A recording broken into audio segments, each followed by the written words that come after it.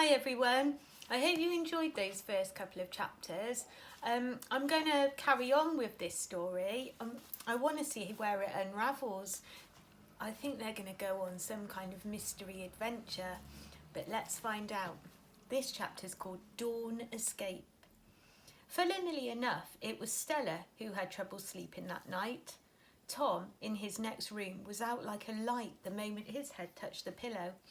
A boat, Stella whispered repeatedly. How on earth could it have got there? And why was Harry soaked to the skin?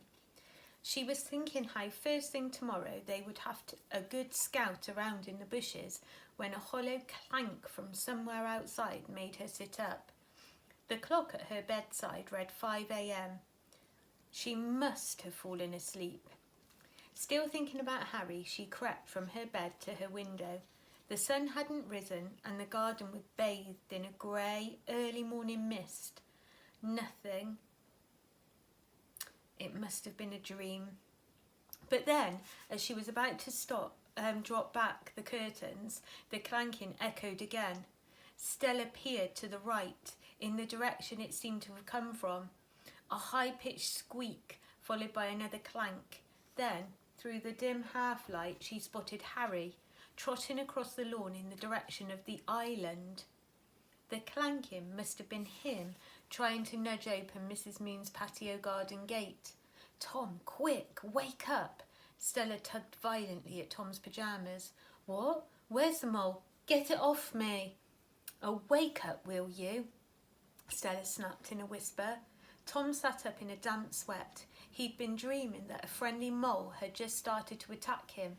What's going on? He mumbled as his sister's face loomed in front of him in the dark. It's Harry. He's gone off again. I've just seen him. Tom immediately woke up, sat bolt upright, and then fell on the floor as he tried to jump out of bed in a hurry. Let's get after him, he squealed, diving for his dressing gown. Moments later, they stood at the top of the hallway stairs. Quietly, mouthed Stella, glaring like a school teacher. Slowly they crept down, then put on their trainers and slipped outside into the grey morning air. Come on, we haven't got much time, Stella whispered. She grabbed Tom's hand and together they raced across the damp grass towards the island, wearing only their pyjamas, dressing gown and trainers. Drat, we've missed him, said Stella. They had hunted around the island for a good 5 minutes. All was still and there was no sign of Harry.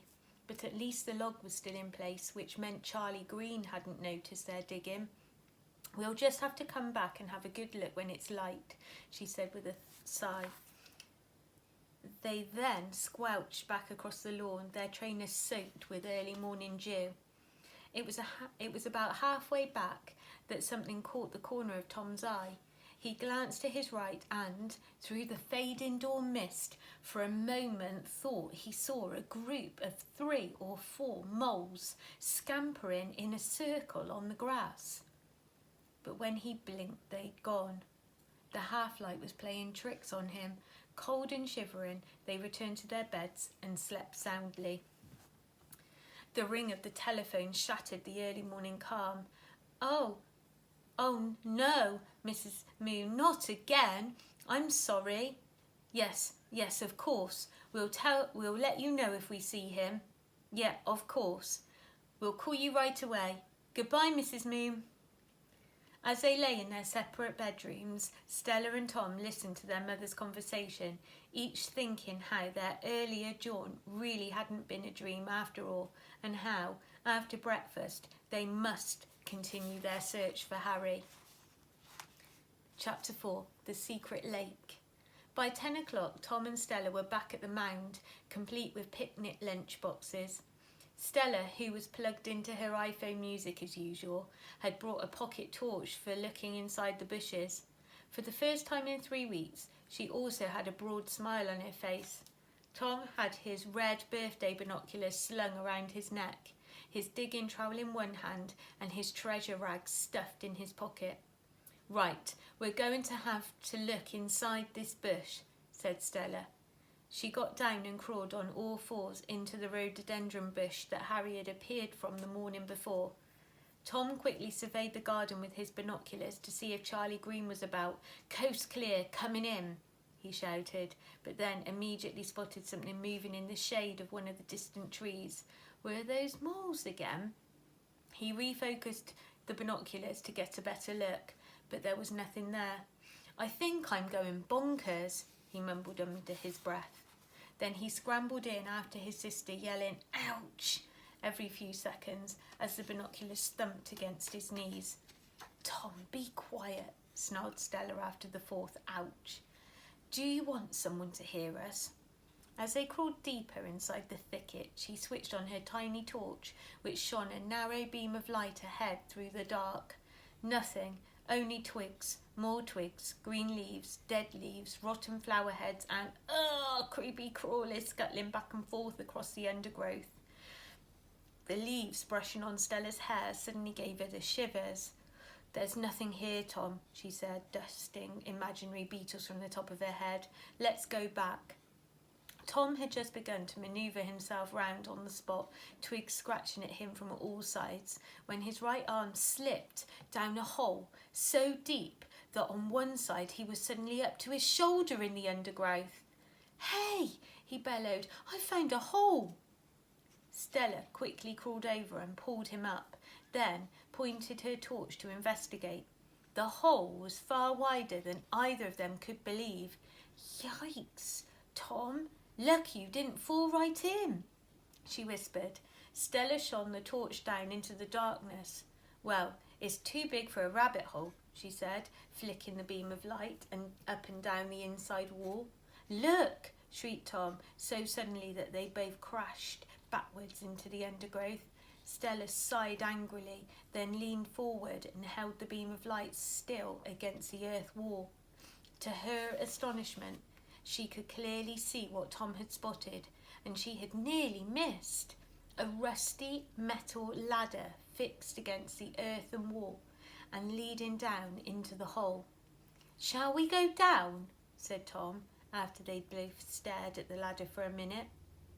Stella didn't answer. Instead, she took out a lime green polo. "Do you think the boat would fit down there?" she suddenly said.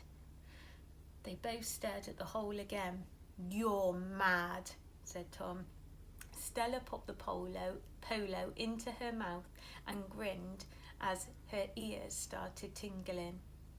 "Well then, I suppose we'll just have to go down on our own, won't we?" Being the oldest and the largest, Stella went first, grasping tightly onto the rusty rungs and holding her torch between her teeth. Tom followed, awkwardly clutching his trowel and not daring to look down. His binoculars were slung across him like a satchel. "You okay, Tom?" Stella's strange whisper, on account of the torch in her mouth, echoed eerily up the hole like a toothless ghost. "Fine," he lied in a squeak. Stella had been counting each step as she descended. When she reached 18, she stopped, took the torch from her mouth and called up, "Hey, Tom, I've just realised Harry wouldn't have been able to get down here on his own." "That's just what I was thinking," said Tom. "Weird." Stella, meanwhile, had dangled 1 foot down, but couldn't feel any more rungs below her. "I think we've reached the end," she called, continuing to splay her legs out in the darkness like a tentacle. Suddenly, her foot hit something hard and wide that she was able to rest on. As she pointed her torch down, the tiny beam of light bounced off what looked like the branch of a tree, and then she saw that the wall of the tunnel below the last ladder rung was no longer earthen. It looked like tree bark. "Tom, I think we found an underground tree," she yelled. Carefully, she let go of the last rung of the ladder and grasped a couple of short nodules that were sticking out like giant nail ends from the bark. Dangling one of her feet still lower, she found another branch to rest on. Soon she discovered there were nodules protruding from all over the place between the branches, making it easy to keep climbing down. "Follow me, it's okay," she called. Neither of them had noticed, but the surrounding darkness was turning dim grey. After they had descended a little farther, Stella stopped. "I don't believe this, Tom. We're coming to the outside," she shrieked. A pool of light was shining up from below, and as they continued descending, daylight began to surround them. "Are we in Australia?" shouted Tom hopefully. "No idea," shouted Stella, who could now hear the birds singing. The branches now began thinning out, and soon there were only the nodules of the tree trunks left to step on and grasp onto. The sun-drenched grass below looked soft, so Stella jumped the final couple of metres down. Then, as she raised herself from the ground, brushing earth and tiny stones from her knees, she looked up to see the most beautiful lake, surrounded by crimson pink flowering bushes, stretching away in front of her. Thud! Tom, complete with binoculars and trowel, landed beside her. "Told you there was water nearby," said Stella triumphantly, pointing at the lake. Tom, still breathless, clapped his binoculars to his eyes. "Where on earth are we?" he whispered, scanning from left to right, trying to see beyond the trees on the far side. Suddenly, he fixed on something moving on the lake. "Look at that, Stell." "My goodness," she murmured. About halfway across the lake, a boy in a small boat was rowing frantically in their direction. Stella snatched the binoculars from Tom to get a closer look, almost throttling him. The boy in the boat didn't see him at first because his back was square onto them as he rowed. However, as he drew closer, he turned and spotted them. As soon as he hit the bank, he clambered out and began to pull the boat high up in the direction of the tree. "Give's a hand, will ye?" Tom and Stella, who had only been able to stand and gawp, stepped obediently forward and helped him pull the boat right up under the tree.